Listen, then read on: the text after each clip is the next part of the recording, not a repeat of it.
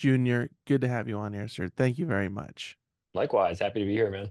I know that your name is Thomas, but you do go by Junior, yes? I have a lot of nicknames. Like my nephews call me Tom Bear. My old friends call me TMD. People in music usually call me Junior. My parents call me Tommy. So I have so many names. I kind of just it's hard to keep track. But yeah, a lot of people call me Junior. My grandpa was Tom Senior, so my grandpa Tom. So we get mixed up around the holidays, and then they just started calling me. They're like, "What you talking? Are you talking to Senior or Junior?" So they start saying Junior, and that just kind of stuck. I like Tom Bear the most, so I might be Yeah, going with that yeah, one. Tom Bear. Yeah, that'll be the name of my next album, of course. Have you always made music under the moniker of Junior? Yeah, yeah, for the most part, at least if I'm doing my own thing, if I was with a band or whatever, I would sometimes use my actual name. But anything that I've released as a solo artist in like the past, like 13 years has been under Junior Thomas. Was your project Junior Thomas in the Volcanos, was that one of the first kind of groups that you were in that started to gain some traction? Was that one of the very first ones? I was in some groups prior to that. I think the first band that I was in that I kind of was able to like get into like the reggae rock steady ska network was a band called the Drop Steppers, and we were based out of Minneapolis. So, and that was like in 2011 is when we kind of started that project. Actually, probably 2010, where we started that project. And I wasn't Junior Thomas at the time. I was just Thomas McDowell. But yeah, it was like a bunch of guys from Minneapolis. A lot of them were in different kinds of bands. We played with other groups that were also doing similar styles of music. There's one group called the Prize Fighters. They were based out of Minneapolis, and they did like ska and rock steady. There's another group called Deals Gone Bad, and they were out of Chicago. We did a lot of shows with them. That's a Band good out name, of by the way. Yeah, Deals Gone Bad. Yeah, Yeah, yeah. Deal's Gone Bad. So yeah, I was playing a lot, playing around pretty aggressively locally, and just like in the Midwest with different bands. And that was kind of like the beginning of that whole project. Right on. Now there were a few bands at that time because this was in Minneapolis, like you said, right? And Yeah. you've always lived there, correct? Yep. Yeah, that's correct. Now were there always some sort of rock steady or reggae or ska band around since began making music? Yeah, I would say so. For the most part. I mean, when we first started playing, it was always the Drop Steppers and the Prize Fighters. It was that we were just kind of like the dynamic duo, and we'd go down to Des Moines, we'd be in Nebraska, we'd be in Chicago, and then we kind of started networking, and that's kind of how I got familiar with, or I should say, built relationships with some of the folks out in LA and then some folks out in Boston. A lot of people probably don't know this, but before Junior Thomas and the Volcanoes, I had a project called Junior Thomas Meets the Venditions, and it was with some guys out in Boston that were in a band called Void Union. Yeah, but I was kind of playing around with different groups. Alex Stern, who was in he was in Big D and the Kids Table, and he was also in Void Union. He like sat in for the Drop Steppers when we were out in Montreal. We had to do like this Montreal ska festival, and our organ player couldn't play that festival or whatever. So he filled in. We picked him up in Boston, did some shows out in Boston, and then headed up and did the festival in Montreal. And Alex and I are still friends to this day. But he was like, I think the best thing that Alex ever taught me was like, whether you have songs written or not, just book studio time and figure it out because it'll make everyone get something done. And I always had that mentality. So I was like, well, yeah, great. So I was like, well, what if you and I did a project together, put some guys together out in Boston? I'll start writing right now and just see what happens. And that was kind of like the beginning of that project. We didn't really have a name or anything. So eventually it was like, what's kind of your thing? What do you want to call it? So it was end up calling it Junior Thomas. Um, but yeah, it was fun. We had Thad Merritt, who is also in Westbound Train, Void Union. We actually toured Europe after I put that record out, and just had a really good time. I was playing some of their tunes, they were playing some of my tunes. I think we did like 4 weeks, maybe like 22, 23 shows. So it was great. And from there, it's like Alex kind of knew people, Thad knew people. Um, and one thing I should mention is that when we were looking to have it mixed, we had to find someone, and Thad Merritt was like, "Hey, you should see what Brian Dixon's doing. He's not in the Agrolites anymore. Maybe see if he can, mix the album." So I was like, "Yeah, we'll see what he says and see if he's available, if we can afford it or whatnot." So I reached out to Brian, sent him 10 tunes, and he mixed them in no time. They sounded awesome.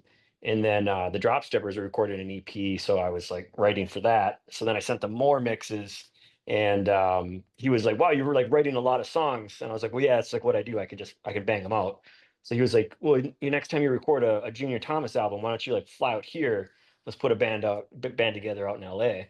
And he was like, "I've been recording with Scott Abels a lot." And I was like, "Oh, you've been recording Scott Abels?" I was like, "Scott Abels is like my favorite drummer. He still is. He's my favorite like living drummer of all time, one at least living drummer." So I was stoked. I was like, "Yeah, if you can get Scott, like I'll start writing right away." And I think I did like 25 tunes, which I narrowed down to like 13. We recorded 10 on those first like Volcano sessions. But yeah, kind of all goes back to Drop Steppers, Montreal Ska Festival, meeting Alex, meeting Thad, having to mix that project, and then getting in front of Brian and doing that stuff. Oh, that's awesome. And I mean, was what you were doing with those previous projects up until the volcanoes, was it sort of in the same realm? Definitely still like early reggae, which is kind of like that 69 70s style, rock steady, like 66, 68. And we had all great players in that in those groups. The issue, I shouldn't say issue, but with the drop steppers, the we couldn't get a whole lot of momentum going, A, because we were in Minneapolis, and B, like everyone in that band was in like three or four other bands, and that was my only band. So I was like, I already had like two albums written, and they were like, we play at this venue every Monday, and then we do this show every Thursday, and we weren't practicing as much, and I really wanted to like just bang it out and put out as many songs with whomever as possible, and just kind of network and meet different people and record at different groups. So I'm still good friends with all those guys, and maybe one day we'll still do a drop stepper show together. But yeah, it's just challenging when you have a bunch of people in other groups, and then people started having kids, and our organ player moved to Kansas City, and just things kind of fell apart that way, kind of naturally, organically. I mean, I could see how some of those things might be a problem. It's challenging also to find like the right organ player that can do like a proper bubble, like an organ reggae bubble. And so that became really challenging. Like, well, there's a lot of organ players, but do people know that specific style? It's definitely different than your traditional organ that you're probably familiar with, like in soul music and rock and roll. So Right. yeah. Uh, going taking a step back from that era, do you recall the first time that you started hearing like reggae and ska and in these sort of Jamaican oriented sounds within music? Oh yeah, yeah, yeah, for sure. I really started getting into Jamaican music when I was in my like late teens, early 20s. Um, yeah, I had a buddy named Ian Cook, and his dad worked on films in Los Angeles, and he had just like this just amazing record collection, in fact, in CD collection that'll date me. But we were listening to everything from like Prince Allah and the Scottalites, and listening to Gregory Isaacs, a lot of Rub a Dub stuff, Barrington Levy.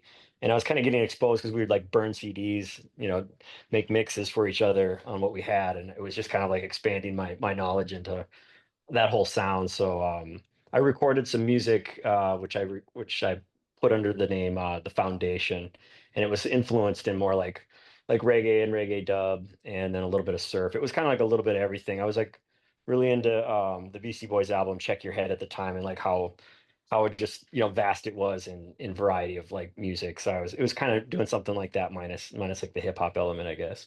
Right. Yeah. Was it immediately that you were gravitated towards what you were hearing at the time?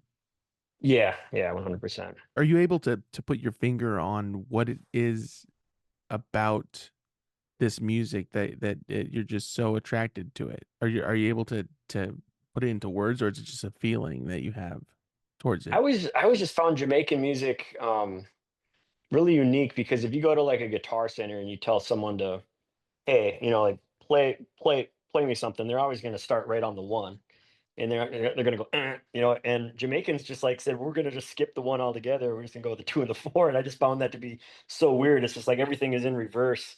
And you know, like the first time I think I even heard Jamaican music, I was probably like a teen, maybe preteen, and probably experimenting with a little psychedelics at the time. Like I heard I think it was the Wailers version of Try Me, and uh yeah, a couple other songs. I just remember finding it just so weird that the way that they were arranging music down in Jamaica at that time, especially in like the 60s and 70s and even 80s. You know, it's just really special time in Jamaica. Like I think there's like 3 million people in Jamaica now. Back then there's only 2 million people, but they were just cranking out records like a factory. I mean, just there's so much talent, there's so many names. It's I just found it to be such a melting pot for awesome music at that time. You know, just all different people coming together. I mean, you had Leslie Kong producing Jamaican records. You had Jamaicans down there. You had the whole like British explosion, and people were into Jamaican music out in Great Britain, and then they were trying to figure out how they're going to make it happen in the U.S. because it wasn't popping until Bob Marley, of course. But I just found that whole the whole evolution of it to be really fascinating. Yeah. It's challenging learning how to play that kind of music like the right way, and even more so like how they recorded it, you know, it's just so different from like how you do a 70s soul record. It was just it's just it's a very different approach in trying to like capture that. And at the time, I mean, when we did the Volcanoes, we were definitely emulating that approach of getting a bunch of guys in a room, putting them in a circle, having a bunch of hot mics, there's a bunch of bleed, and just seeing what happens, you know.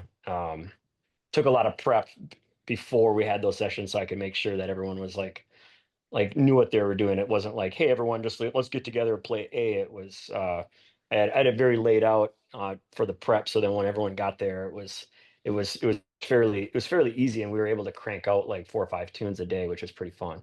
Wow. Yeah. It's a good schedule. Yeah, it was rigorous. I still kind of maintain the same recording ethic when I go into sessions now, which I've kind of taken from the first session, I think, with Alex Stern back in with the Junior Thomas meets the Venditions in like 2013. So I think I learned a lot from Alex just how to like be organized and prep so everyone kind of knows where they're at once they get to the session. And I think it makes it go really easy. It's probably a little more stressful on me, but everyone else seems to be having a fun time. You know? So Beware was the first release from the Yeah, Volcanoes, right? yeah. Yeah, what was working on that like? It was great. I mean, I flew out there in like November 2013. Um, Brian Dixon picked me up from the airport. We woke up the next morning, kind of set up, and um, you know, we had Scott Abels in that session, Zach Pike on guitar, Ziggy Lazoya on bass, and Brian on rhythm guitar. And Dan Boer at the time wasn't he was really busy with his sign business, so we had to do overdubs for that first session, and I ended up sticking around like an extra like 3 4 days past when I was supposed to go home, just because I wanted to meet Dan and kind of go over all the charts with them. And he did piano and organ, like I think all in one day. So we just did like one big massive session. Then after that, everyone kind of all showed up simultaneously, you know, making it a lot easier. But and then that those were truly like all like literally like no overdubs at all, other than horns on a couple songs. But what you're hearing is a bunch of guys in the room, which I think is super cool. Yeah, that is awesome.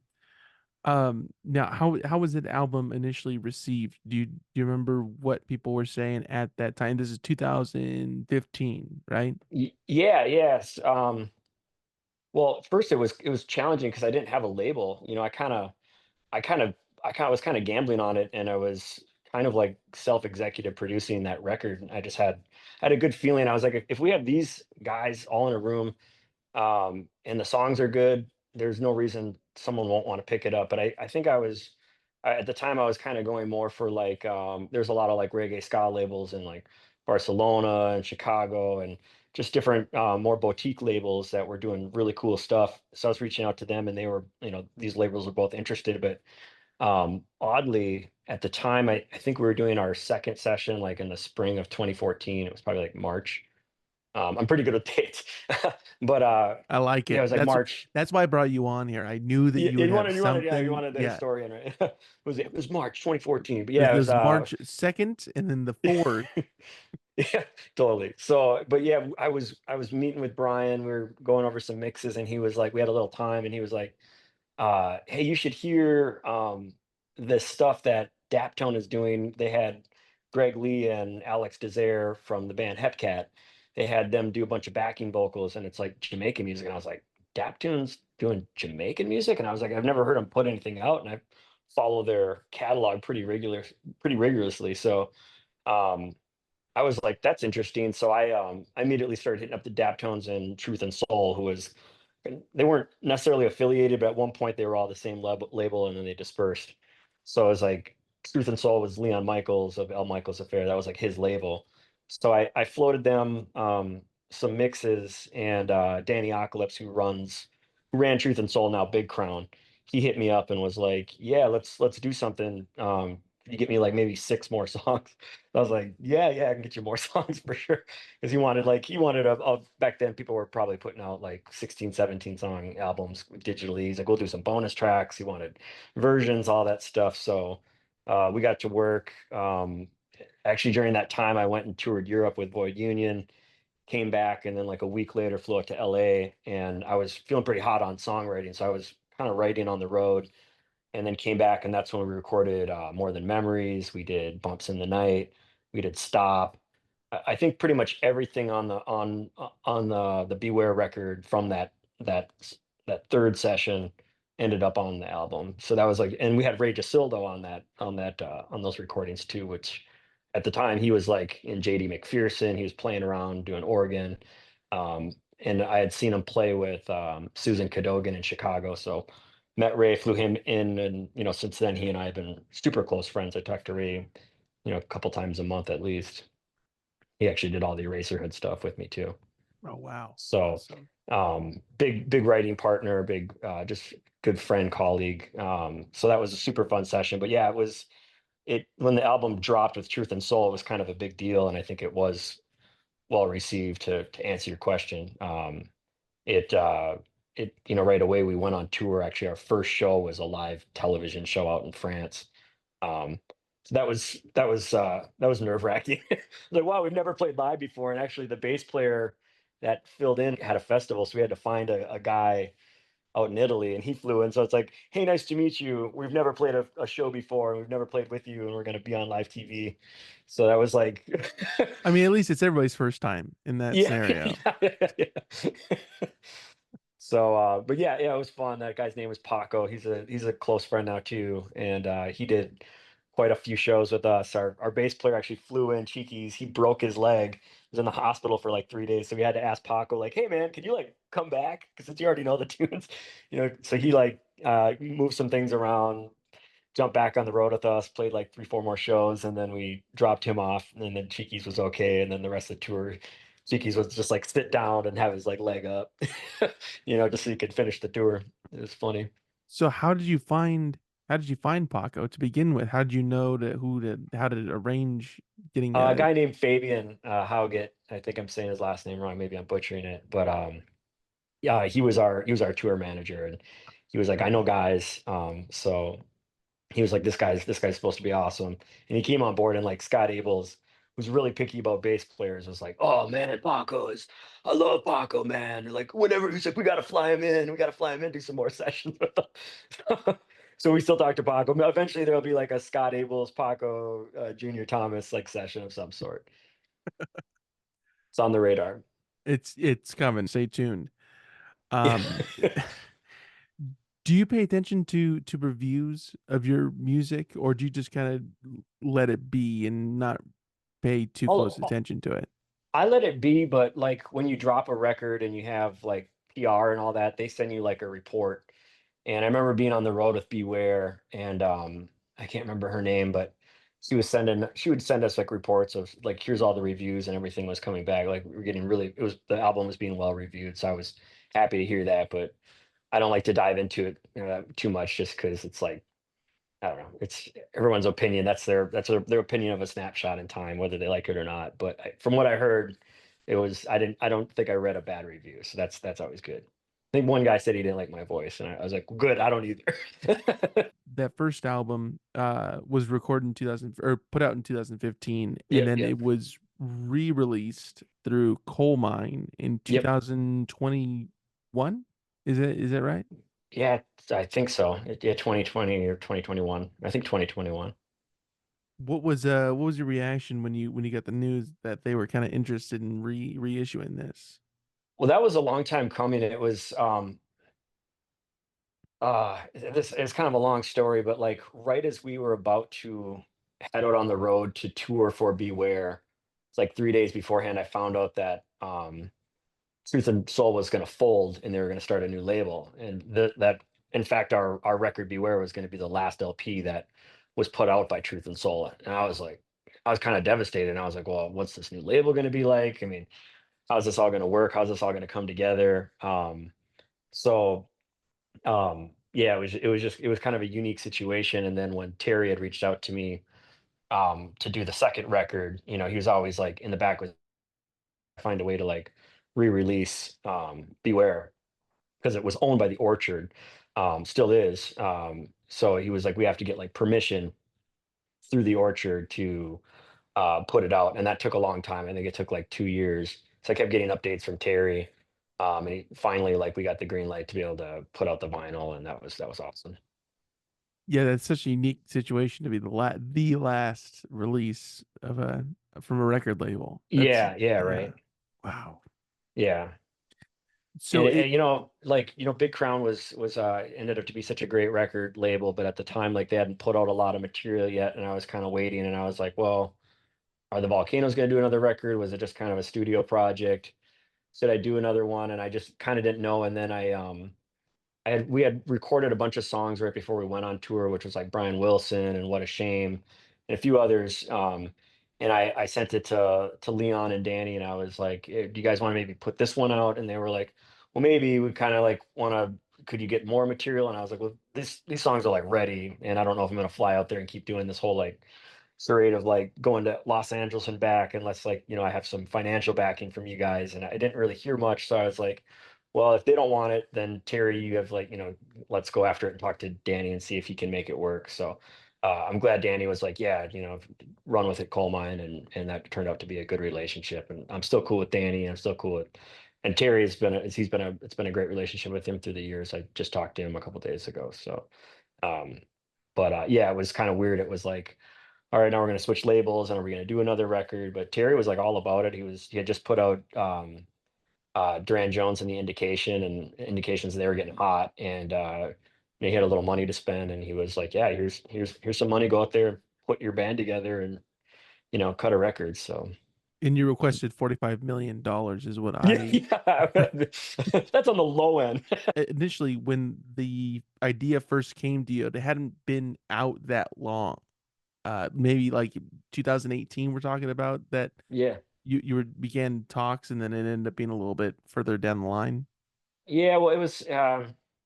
So we had like two or three songs from like a 2016 session, and I was like, well, we probably use a couple of those, but we're gonna need a full session. So we recorded Rockstone, that LP, in December of 2017. And I'd always like it always takes me about 3 trips to like do a record. You have to do like a trip for your actual band and your the bedrock of the tracks, and then I would schedule like another couple days where I'd fly out there and we'd do just backing vocals and just focus specifically on the backing vocals. And then I'd do one more trip of just overdubs in case we were bringing in like strings or horns, which we did on a few songs on Rockstone. And then I would just do I'd do the lead vocals in Minneapolis. And that's just about 3 days in total. Yeah, well, Back to three back. sessions. Yeah, I would be Three, out. no, You no, know, it's 72-hour period, 2 days in California, 1 day in Minneapolis, and then you're done. yeah, That's yeah, how easy it is. Yeah. yeah. I wish. So when that was re-released, or it was finally put out, did that kind of bring you back to the time that initial session was going on and figuring out everything in California for that first record, or was it still pretty fresh even though we're talking about 2015 2015 to 2021. Yeah, 6 years later, it wasn't as fresh. It was refreshing to see it, that the record had come out again and that people were still paying attention. And oddly, at that time, we started getting the record seemed to get more popular as it aged because we were getting like licensing syncs from movies and TV shows. So people were probably like Shazamming it or something. Um, I know Coal Mine, they have the label does a great job of just, getting, tastemaker playlists, getting your music out that way. I don't know how they do it. I don't know how a labels run, but it seems like things really picked up as their catalog grew. More people found our project, which It's which another helped. $45 million for you. Another 45 mil. Yeah, Everyone's yeah. happy. Yeah, for sure. Do you recall a project that reached out that wanted to license some of your music that sticks out to you? Um, well, yeah, I think my favorite licensing one was um when I was in Europe for the actual Volcanoes tour, the Broken Leg tour, as I like to call it.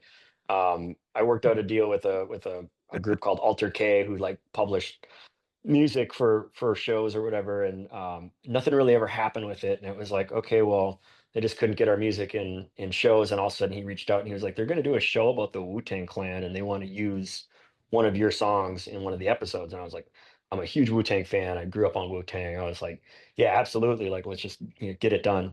So I was super excited about that licensing one specifically, and even in the context where they use the song, it was right when the RZA goes down to like a record store and he's trying to find samples, and they played our song. So I think that helped a lot. I feel like I remember that, and people are in there, and then he's kind of being watched about what he's Yeah, looking yeah, through. yeah, yeah, yeah, And I yeah. He's only like down there remember with the that because dreads. of the background music. And please go back and check out that specific episode because that eventually get you to maybe 44 million, not quite 45 Yeah. million, but how often do you go back and listen to previous releases? Is it once in a blue moon or more often than that? Oh, once in a blue moon, not too often. You know what? My girlfriend Sandy, she always kind of teases me because I never want to listen to my own music, and she's like always listening to my music when I get in the car. I'm like, turn it off. I don't want to listen to it. It's like staring at yourself in the mirror too much or something. I don't know. I get self-conscious or something. I don't know what it is, but like I think I get tired of hearing it because when you like record a song and mix a song and then master a song and edit and all the times you listen to it, you get so burnt out on that song. So by the time it's ready to like be put out, it's like, well, I've listened to this song 300 times in every different way, stripped down, been hypercritical, remixed. I've heard different, all kinds of versions of this song. So like when it's out, like that's for everyone else to hear at that point. If I have to like post something for social media or something like that, then it's like I'll listen to it. But when I'm done with it, I kind of am ready to write a new song. Yeah. At what I mean, this is a circumstantial sort of a thing, but at what point is it like this is not new anymore? I've heard it, you know, however many times. Is it during that process of recording it or while it's being mastered or somewhere Usually, in what after between? after it's mastered, it's like it's kind of nice because then I can do a non-critical, casual listen and hear like the final product and really digest it a few times, um, and then kind of pass it on at that point. I did revisit a lot of the volcano stuff recently when Dan, our organ player, had passed away, and I was like really like diving into everything that he had done, and he was such an innovator. Dan was way ahead of his time, and he was like there was like two big bands in California in the 90s that could like figure out how to capture, you know, 60s and 70s Jamaica, and it was Hepcat and it was Dynamic Pressure. And Zach and Dan, who are in the Volcanoes, came from that group Dynamic Pressure. And this is like there's no internet. If you wanted to like figure out how to play it, you had to like go somewhere, find someone that had 45s and LPs and figure out, and go to a lot of Jamaican shows and ask them, because at that point they were already using digital organs and stuff, and ask them like what they were doing or look at photos, and like Dan and Zach like really had that dialed in. So like when Dan passed last fall, like I really went back and just admired everything that he had done on those two albums, and just he was a Swiss Army knife of a person. So I can never say enough good things about Dan Boer. Yeah. That's just so amazing of I mean, there's learning from the turntable and then there's like Yeah. really going back and literally looking at photos. Yeah, I mean, it's just there's a whole appreciation for it, and Alex Dazaire, who was in Hepcat, he did all the backing vocals, on the Volcanoes record, and he's kind of from that era too, and I just find, what they did so amazing because, once YouTube came out, you could people started putting out footage, not a ton, but you could at least learn a few things, but it almost felt like cheating. Yeah. You know, they had to learn it the hard way. Right, right. This wasn't earned. Yeah, we always joked, with Zach and Dan. We always said there's got to be something in the water in Santa Barbara because those guys are just like they're just on another level. It's just Brian Dixon would say all the time, "There's something in the water with those guys, man. I don't know." And so it's I just love those two guys. There's something about Santa Barbara, man. I don't know. Something about Santa Barbara, yeah. Yeah, So the second album from the Volcanoes was Rockstone, right? That was yeah, the follow-up. yeah. The coal mine release. Yep, Yeah, so that was directly just through Coal Mine. correct. Wow. What was putting that album together like? Was it kind of like working on the first one or a little bit different in some aspects? It was a lot like working on the first one. It almost was. It was more fun because we had all gotten to know each other so well from being on tour and putting out records in the past, and And I breaking felt like legs everyone and was. stuff. Yeah, yeah. Yeah, yeah, yeah. I mean, like everyone was like in a just in a good place and time. Brian had, just gotten engaged, and he was moving to Seattle or somewhere in Washington State. Um, so that was literally like the studio that we recorded at the Volcano Lounge. That was like the last recording of that studio because they were like literally like packing up the preamps and compressors and EQs like as we finished. And I actually had to go back to do the I did like two vocals with Brian. I actually did all the vocals with Brian. I didn't do any vocals in Minneapolis for the second record. I did them all with Brian, and we had Brian Wallace, or AKA Dub Robot, Cook come in to do horns, and it was just like a Monday morning. Like I did vocals like from 10 to noon, and then they did horns from like 12 to 3, and like there was like nothing left in the studio. It was weird. It's like we just had like one preamp to do those sessions and an EQ. It's probably I think it was like an Avalon or something like that. But yeah, it was like just it was bittersweet. But I felt like we had put out or we had released or about to release a really good record, so I was really proud of what we had done, and the sessions were just like seamless. It was a really good time. That's amazing that you're always at the tail end of these things. Last ones to record here, your last ones that we're gonna put out this Yeah, album through yeah, this right. record. I didn't look at it that way. That's true. Yeah, Always last man out, but that is really interesting and maybe that contributed to how you view it now. Looking back on it, it's like wow, that was really yeah, there's an yeah. extra oomph to all this stuff. Yeah, 100%. It was, yeah, so it was, I still remember the rocks. Remember all the sessions very well, but the Rock Stone sessions, it was just everyone's demeanor was super positive, and everyone was pumped to be doing another record. And actually, it was kind of crazy. Like Dan's organ broke down like after like the first song, where I think we were putting down Mr. Harriet, which is a tribute to Derek Harriet, old Jamaican legend, and it like crapped out on us. So Dan is such a jack of all trades, like went down to like the organ shop who had just worked on his organ and was like, "Hey, you guys, like we're supposed to get this all like tricked out for the session." They were like, "Okay, well this is gonna take some time." So he like found an A100 organ. Like we wheeled it in. We actually have photos of us like wheeling it in, and we were worried because we only had like everyone there for 2 days, and it was like we were losing time, by the minute. So we put it in, got it everything all set to go in the preamps, and it was like okay, we're ready to do it again. But probably lost an hour or two, but we still ended up getting like 13 songs done in like 2 days. So it That's a ended pretty up being quick great. turnaround to do all that though. That was Dan though. He could just like figure it out. I mean, he was like, okay, I can figure it out. We'll go here. I'll talk to them. They can loan this. I'll get my truck. We'll get it loaded up. I need someone to come with me, and we ever get everyone to load it out. And there it was. So it was pretty cool that he was able to figure that out. Wow, that is really cool. Now that was made in California as well, right? Yeah, yeah, yeah. We were right in LA, technically like Sherman Oaks. The guy who owned the studio, his name was Jim Venable, and um he did scores for kind of like B movies, and like Euro Trip and all like these like early 90s, late That or was a like that late was a good 90s, movie. early. That was a good Yeah, movie. yeah. So he had all this great gear, and Brian was always his engineer. Like Brian Dixon at one point just got to know him and he liked him, and he just was always like his engineer for all the scoring that he did, and he'd bring him in all kinds of stuff, but he like let Brian use that was like Studio B or something. I think he had like 3 studios, but he just let him use that studio, and we paid him a very small amount of money to use it. So that was beneficial because most studios are like super expensive, especially if you need them for 6, 7 days, you know. Yeah, it's at least $30 Yeah, every 2 yeah. days.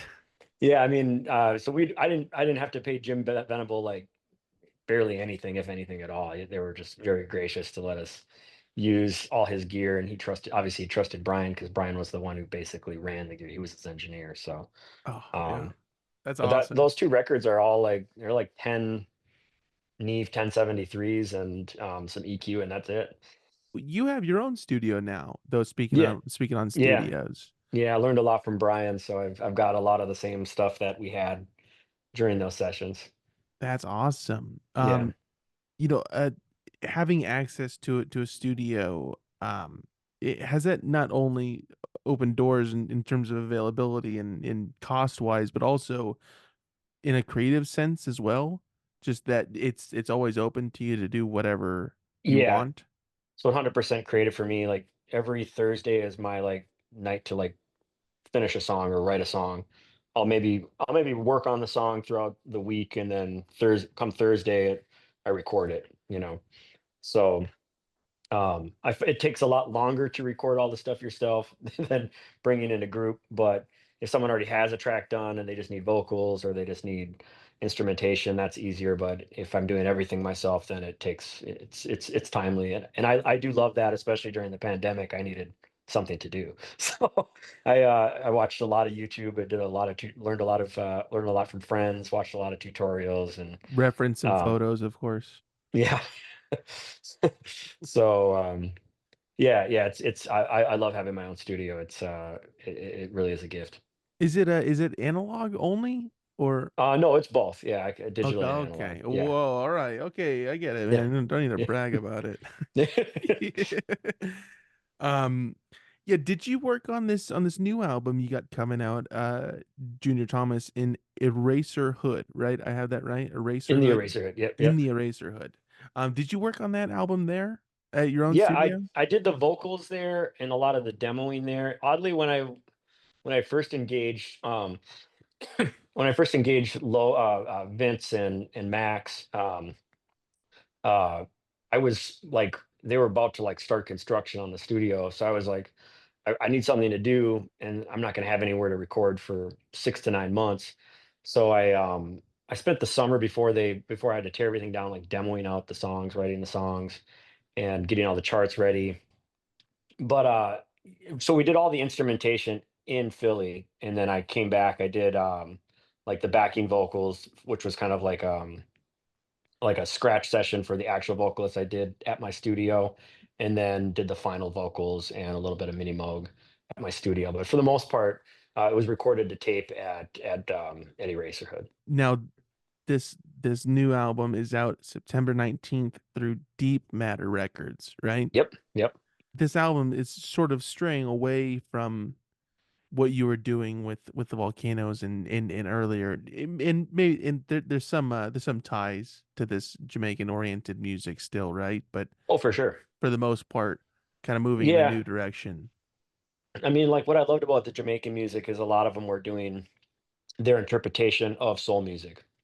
So I was always into soul music, but like Jamaicans would, I think they would hear a record at like a dance hall or something, and then sometimes they would just like do their own verse and then they just cover the hook or something. I always found that fascinating. I was like, well, it's really its own song. They're just like using the hook.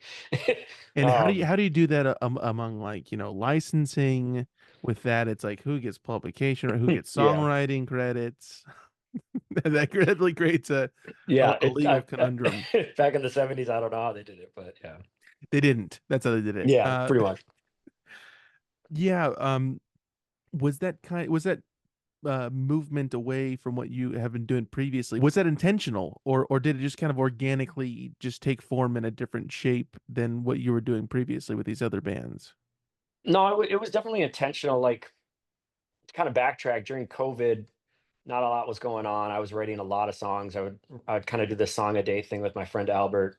Every Thursday we'd I should say a song a week. Every Thursday we'd write a song, and I think we got to like 20 or 25 songs.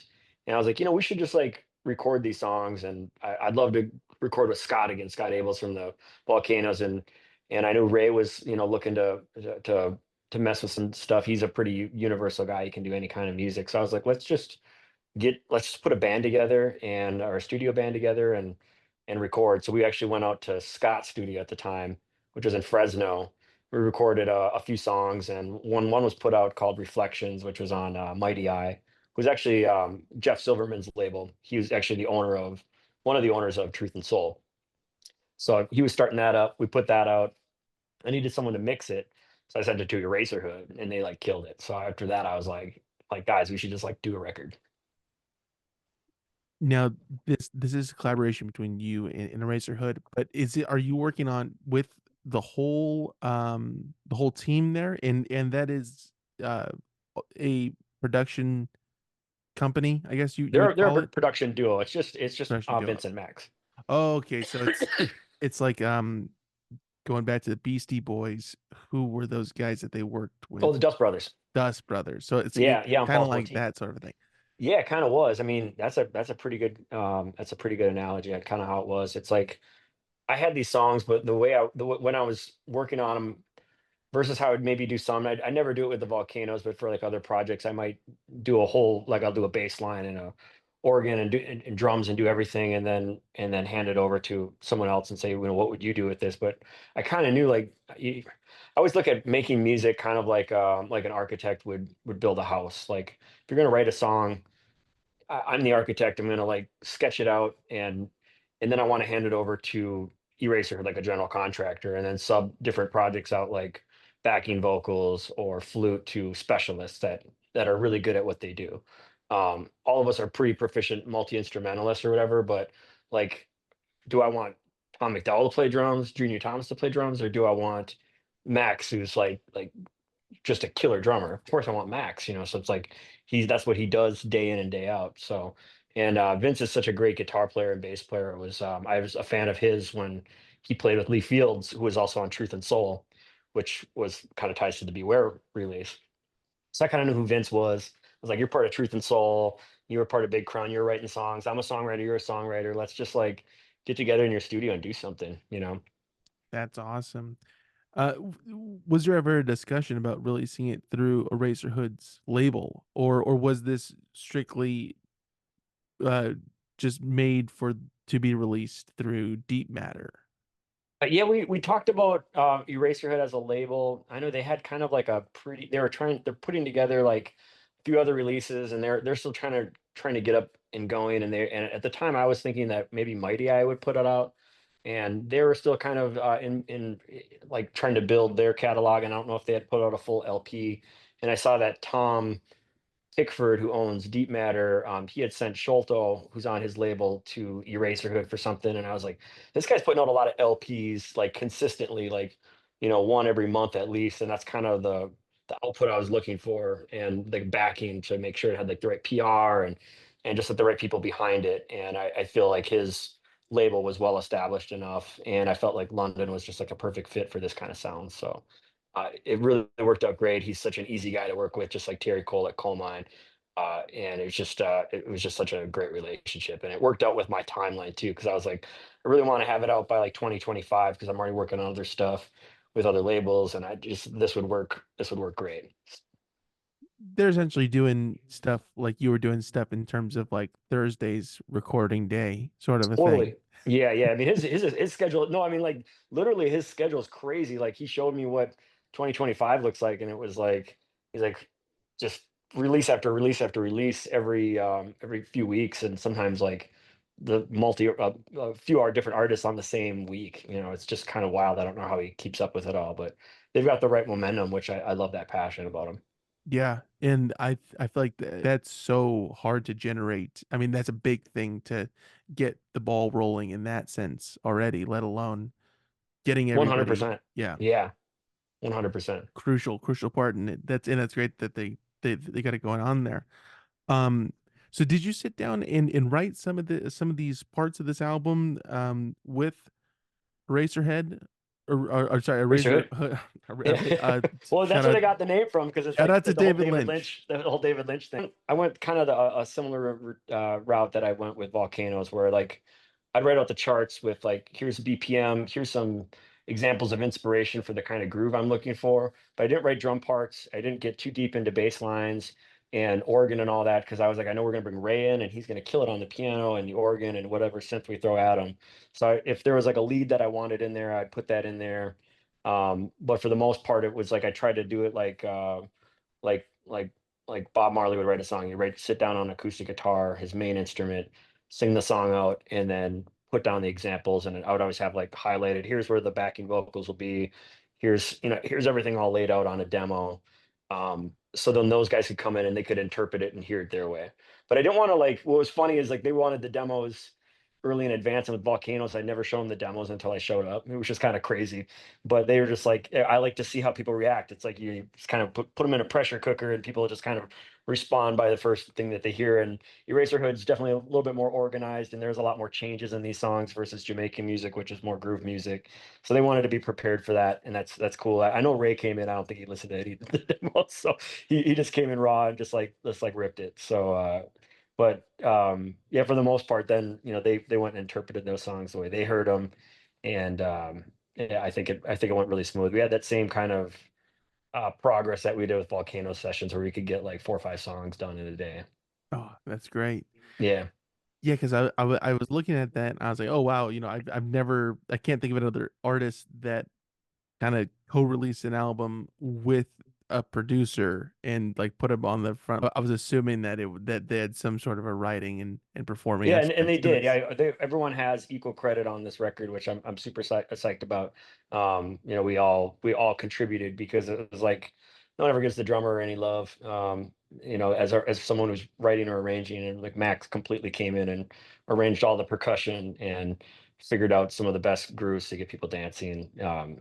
Vince threw down all the bass lines, and I mean the raw sessions were essentially like Ray either playing piano or Wurlitzer, um, or a synth, and then we'd have Vince there, and then Max is like in the side room where, if you ever watch their videos, like he records like it looks like a closet, but it's actually like a isolated drum, like I don't really know. It's like a isolated drum room that it's like modular, like they stand it up and it's all A isolated. modular closet for drums. It's I like a understand. modular closet that's isolated for recording drums. It was the craziest thing I've ever seen. I was like, where did you find this? This is so weird. Um, but yeah, there was so we still had that like live vibe, but there's not like the bleed that you'd hear in Jamaican music because we were definitely going for like I'm a big fan of Philly music, so like the whole Sigma sound thing, like what the way that the OJs recorded, the way the Spinners recorded, Gamble and Huff, that whole thing that happened at Sigma in the '70s. It was a lot drier, a lot less live, and just really punchy kind of sounds. So I knew that they could achieve that just based on the stuff that they had put out with, say, Shishi and with Kendra Morris and Oh Angela my Outlaw. I gosh. was like, those are all Amazing. killer records. I was like, I wanted that drum sound, and I wanted to know how they were getting it. And I was like, oh, it's a modular, isolated drum closet. It's like it was crazy because like I've heard Max play so much drums, but like during the session, I've never actually seen him play because he's like in this other room that's closed off. So I was like, wow, it's like recorded a whole album with you and I never saw you do anything. I suppose Um, that's common with like a lot of like recordings that where they separate people out. But I'm just so used to the way the Volcanoes recorded or some of my previous projects where everyone's kind of in a room and there's bleed, but it made it really nice for editing, mixing, and getting that sound. by the way, you mentioned Kendra Morris, and please go back and listen to Kendra's episode on this podcast. She was just on 2 weeks ago or so, and she's amazing. Her stuff is Yeah, great. I Yeah. just I sent her a message yesterday because she has a new song. I don't know if it's called "Could You Be Mine," but but it's that's Yes. like the hook, Yep. and it's like been stuck in my head for like 2 weeks. I'd see it pop up on Coal Mine's feed or her feed, so I started listening to it, and I was like, man, that is like the catchiest hooks. I had to tell her, it's like, what a great job, like, what a catchy song. Like I can't get the hook out of my head, so it's obviously a good song, when that Eh, happens. yeah, and really, really creative Yeah, stuff. Yeah, yeah. So shout out to Kendra, shout out to Kendra. and please go listen to that episode when you're done with this one. So this was the first time that you were working with Eraserhood and Deep Matter. This is the first time for both of Yeah, these stepping into these worlds. That's awesome. Um, Now, but this isn't the first time that you've collaborated with other people on a release referring to Cutlass Cream. Do I have that right? yeah, that's That correct. Yep. that 45 was another thing of you just stepping into to another space with somebody else, right? Yeah, so that's Ray Gisildo from Volcanos, and he's all over the Eraserhead sessions, and some other stuff I've done. But and then it's Scott Abels on drums, and Zach Pike from Volcanos, and then a guy named Spoonie who played with Booker T, and that was just from a session that we did out in Fresno back, kind of like right after, I think it was like right after everyone got like vaccinated and people were like kind of getting out and about. We went out there and recorded a few tunes, and then that's kind of what I think. I'd actually reached out to Vince and Max prior to that saying, "Hey, I'm going to go out here, but I'm going to need someone to mix this stuff." And they were kind of eager to hear, what the results were, and they were following up. And um I think at one point I had someone else mix the song and it sounded really good, but then I was still kind of like, what if I had, it wasn't out yet. I was like, what if I had Eraserhood mix it still? I like this mix, but should I still have it mixed again? And I kind of took a leap of faith and I was like, I'll just have them mix this one song and see what happens. And then once they mixed it, I was in the communication professionalism. Like Vince and Max are they're extremely professional with everything they do and their follow up. And I mean, just like they are amazing producers. And I'm so excited for everything that they're going to do and everything that they've done. But yeah, I'm glad that they followed up, that they stayed on me, that they mixed the tune. And then after that, I was like, I wanted to go out there and see what it was all about. So it's definitely well worth it. And you were pleasantly surprised about what you found, right? 100%. I mean, I Oh yeah. remember that the first day I flew in, I think I flew in the night before, spent the night. Ray flew in like that morning. It was raining and it was just kind of vibey, and we got into like 4 songs that day, and it just like the whole vibe just really worked. Um Yeah, that's and awesome. after that, they were kind of like, well, hey, do you want to like keep doing more? Do you want to record at your studio? I was like, I'm waiting for my studio to get finished. So I might come back here. I might not. I might find singers in Minneapolis. And then that was taking longer than expected. So I said, well, how about I fly in? We just do an overdub session. So we got Angelo Outlaw to do vibes, and we got Ron Kerber to do flute. And then we did all the auxiliary percussion for Max that day. So we spent a lot of time doing that, and we started kind of talking about backing vocalists. And they said, well, we worked with this gal named Turquoise, and she was on Angelo Outlaw release, and she's great, and she's really professional, and she can just nail it. So there's one singer, who else should we grab? So we started like throwing around names. We were listening to people on Spotify, and then I don't know if Vince or Max said it, but they said there's this guy named Zeke, and he records like a few studios down at another studio with a guy who's like a producer, and he seems really good. Like, listen to him and see what you think. So I listened to Zeke, and I was like, he had a great voice, and I could see he could go real low. He could also have a great falsetto, so he could kind of do double duties. So we put that little duo together. We did some gang vocals with Vince, Max, and I, some with just the two of them doing backing vocals, and it just worked out really great. So I think the vocal session was the last session we did out there. Wow. 3 sessions again, Hey, the magic number 3 trips, I should say. in some sorts. Was working with Eraserhood on this new album akin to what you were doing with Brian Dixon with the Volcanoes. The recording technique is different because when you're recording like Jamaican music, like the way Jamaicans recorded, it was like everyone get live in a room and set up mics, and there's all kinds of bleed. And we recorded like literally at everyone there all at once, where um, with Vince and Max, we're recording to tape. I would say in the Volcano session, we didn't actually record the tape. That was in the DAW. But that it was, we are going for the 70s thing, which was a lot more isolated, which you'd probably hear more isolated music in like later 70s music, like reggae dub and roots reggae. It gets a lot more dead. The drums are way punchier and deader than the real lively sound of the 60s. Um, so yeah, I guess that was different. But like Brian will always say, he's like, well, I'm not a producer, I'm an engineer, which I'd never found true. I was like, Brian, you're totally a producer, but he'll never say he's a producer. He's an engineer. But where Vince and Max, they definitely own that title. They definitely know how to produce and how to get the best results out of everyone. And I felt like all of us kind of went in with that same mentality, like we always want to get like, let's try to get one more take and see if we can beat the take without exhausting it to the point of where it's like, you kind of hit that point of regression. If you do too many takes, it's just, you don't even know if you're making a better take. I think they knew when to stop, but also to like get the best out of the artist. Yeah, there's a point of diminishing return on that. Yeah, 100%.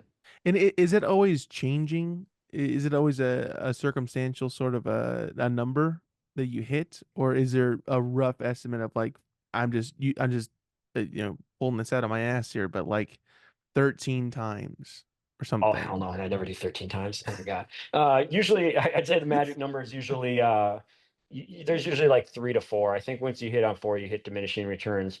Granted, there might be like a take that like you don't even finish. It's like you just scratch it, you throw it away. Like I say, if you get like 3 full takes for the song, it's like, okay, that could be the full song. There's no major errors that need to be edited, or it's that's a good take.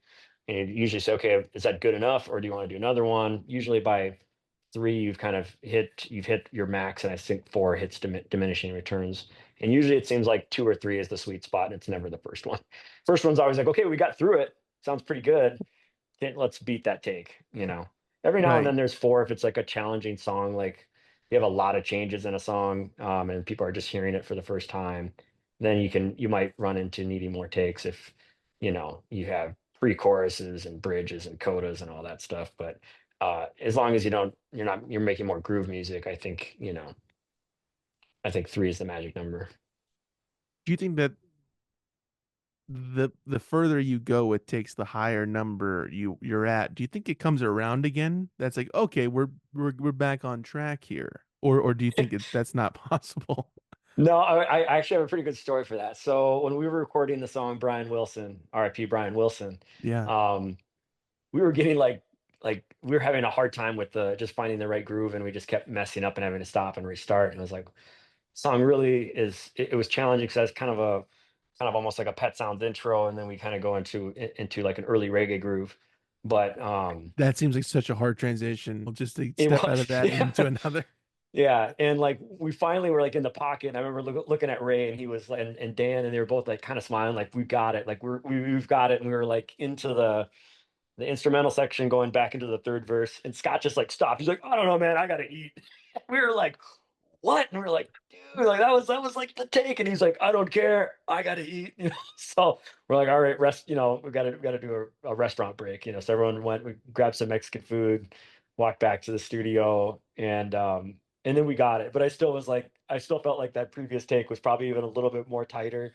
But Scott needed to eat, so like it was beneficial though to let him get some food in his stomach, and then it started to come back around. But I don't know how many takes it took us once we got back from lunch, but that was one of the few songs where it was like really taking a long time. And I was like, if we keep working on this one, we're gonna not have time to work on more songs, and or we should just pass on this one and go on to the next song so we can get more songs done. So Look, he needed to eat. He needed to he eat. needed to eat. Yeah. Screw your music. He's got to eat. This guy's got to eat. You got to feed Yeah. him. Yeah. So I would love to hear what that take sounds like. Up until it stopped. We were even talking at one point, we're like, well, could we fade it out at that point? Is it long enough? It's like, no, it's like only like a minute. There's like it doesn't make any sense to fade it out. It's like, damn. He's like, guess we're gonna have to just do it again. And I think that song maybe took like 7 takes or something like that. It's way over. Way over. Way over what I want to do. Yeah, especially if you're flying into somewhere and you only have like usually a session.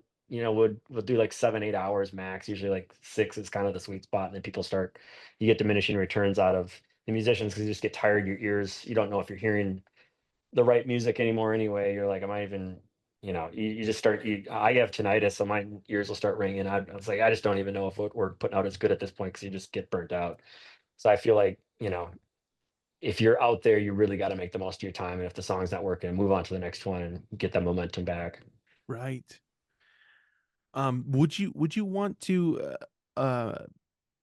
potentially step into the role of like a Brian Dixon was serving, or from or what Eraserhood has done for you? Would you want to do that for another artist further down the line? Yeah, yeah, 100%. 100%. When I first started writing even the Volcanoes tunes, I was like not sure if we were gonna like make it a Junior Thomas record, if we were just gonna find a singer. Like I've never really found like looked at myself as like I'm a singer. I'm always like I'm a songwriter first, and if people will tolerate my voice, we can use my voice. But it's like I was at the time, even with the Volcanoes, I think I wrote More Than Memories, and I was like, hey, maybe like Angel Records wants to put this out, and we could put Jackie Mendez on the vocals. And another point in time, I was thinking maybe we use Greg Lee from Hepcat, who the great vocalist, or even Alex Desire. And I was like, everyone's like, well, no, we need like a name behind it. And you're like the songwriter, so like it makes more sense. And but I was just never sure.